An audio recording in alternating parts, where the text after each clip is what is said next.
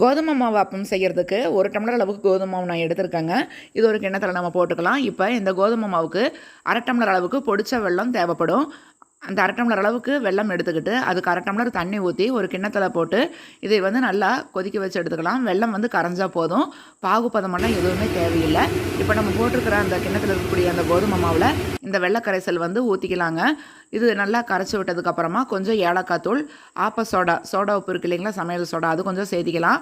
இது கலக்கிறப்ப உங்களுக்கு மாவு கெட்டியாக இருக்கும். அதனால் இன்னும் கொஞ்சமாக தண்ணி ஊற்றி இது நல்லா கலந்துக்கோங்க, கட்டிகளெல்லாம் இல்லாமல்.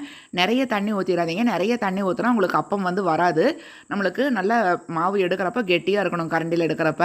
இப்போ நான்ஸ்டிக் தவாவில் கொஞ்சமாக எண்ணெய் ஊற்றிட்டு அதை எண்ணெய் சூடானதுக்கப்புறமா இந்த அப்பம் நம்ம கலக்கி வச்சுருக்கிற இந்த மாவு அப்படியே ஊற்றுங்க.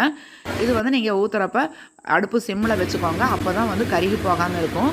செம சாஃப்டாக இருக்குங்க இந்த அப்பம். கண்டிப்பாக மறக்காமல் ட்ரை பண்ணி